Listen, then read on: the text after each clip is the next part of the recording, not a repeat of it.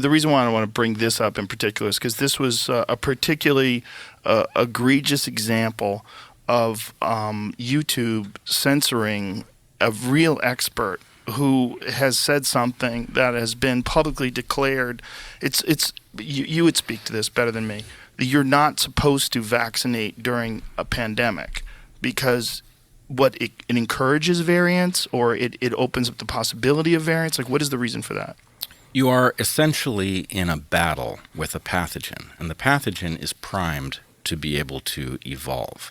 And so if you vaccinate ahead of a pandemic, then when the pathogen attempts to infect people, it runs into a lot of immune systems that see it coming. If you vaccinate into an active pandemic, you're doing a number of different things. For one thing, maybe the worst thing, is you're guaranteeing that the pathogen is going to encounter a lot of people who are in the process of developing immunity. So what you're giving them is like an environment that's set up to train them to escape the immunity that the vaccine produces. Now, with the vaccines that we have used, this problem is even worse because these vaccines, or I should say so-called vaccines, they aren't vaccines, and I was convinced that that was not an important issue. Lots of people were upset by the redefinition of the term vaccine. I wasn't convinced it was an important issue. I have switched sides on this. I now think the definition is vitally important, and we're beginning to see why.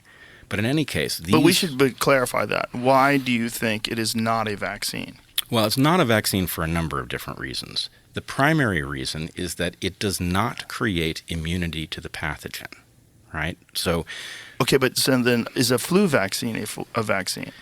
It depends. I would like to know more about how well flu vaccines actually work, right? Now that we've seen all of this theater around safe and effective, I am now in a very cautious position with respect to what I thought I knew about the effectiveness of other so-called vaccines. But in the case of the COVID vaccines, there are really two issues. One, it doesn't produce immunity to catching the disease or transmitting it. So it's not a vaccine by that metric. It just produces antibodies. Well, I wouldn't say it just produces antibodies. I would say we don't really know. The public discussion has focused on antibodies, but I think that's because the public knows what an antibody is, right? So the deeper discussion is, well, what is the interplay between antibodies and T cells, which don't make antibodies? And we don't know the answer to that. But fundamentally, these so-called vaccines, they enter your cells and they turn your cells into a vaccine factory at best. That's what they do. That's a very different technology. And so the reason that I now think that the question of whether or not it is or is not a vaccine is important is that effectively all of us normal folk had a belief that vaccines, yeah, it's a complicated thing, but it's a pretty elegant medical intervention. And in general, they're pretty safe. They have very low levels of side effects, and they're basically worth it. It's a good deal, right? You just get a little injection, and you have an immunity to some disease that you have never seen before. Isn't that marvelous? And I still feel this way about the fundamental technology. But the fact is, this is actually far less certain than we understood. It's a more radical intervention than we commonly understand. And in this case, what they've done is they've smuggled in a really, truly radically new technology, and they caused us all not to worry about it very much by using the term vaccine, right? If they had said, all right, we've got this pandemic, and in order to prevent it from spreading, we're going to have everybody take gene therapy, everybody would have said, what? Gene therapy? Is that safe? Right? So the point is, we had a category, and it was called vaccine, and we all thought, there are some crazy folks who are worried about vaccines, but in general it's safe. So if something carries that label, it's probably safe too. And this is actually what activated Heather and me when the pandemic began, and then we started trying to unpack what we were hearing about it, just to translate the biology into English for people. And then the vaccines were on the horizon, and we were initially very hopeful. We thought, oh, well, maybe that's an answer. But then they said the vaccines, the testing tells us that these things are highly effective and very safe. And we didn't know anything about effectiveness at that point. In fact, I'm a little embarrassed to have taken them at their word. But the claim that they were safe didn't make a whit of sense. They couldn't possibly know, right? And the reason that they couldn't possibly know is that the word safe, if you say that something is safe, you are not saying that it's harmless. You are saying it doesn't carry any risk, right? If you get in your car drunk one day and you drive home, right? Well, there was no harm.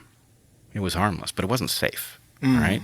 So when they said these things are safe, the answer is, well, how would you know that? You've only been injecting them into people for months. You don't know what happens 5 years down the road. It can't be safe, right? You can tell us you don't know any harms yet, but you can't say it's safe. And so that alarmed us because we were immediately being told, here's a new technology.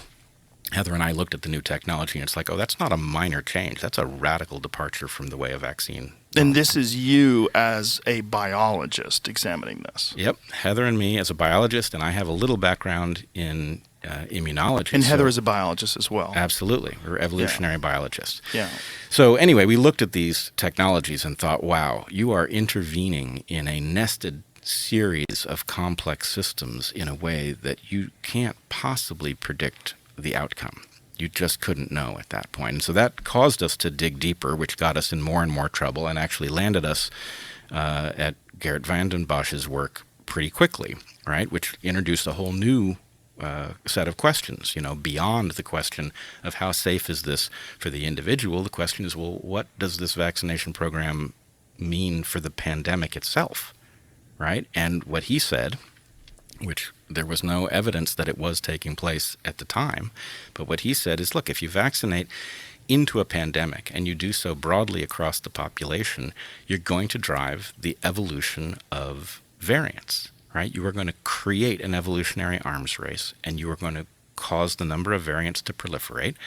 And, at the time, I couldn't say for sure that he was right, but what I could say was that he was making evolutionary sense. There was nothing terribly complex about his argument, and it was robust.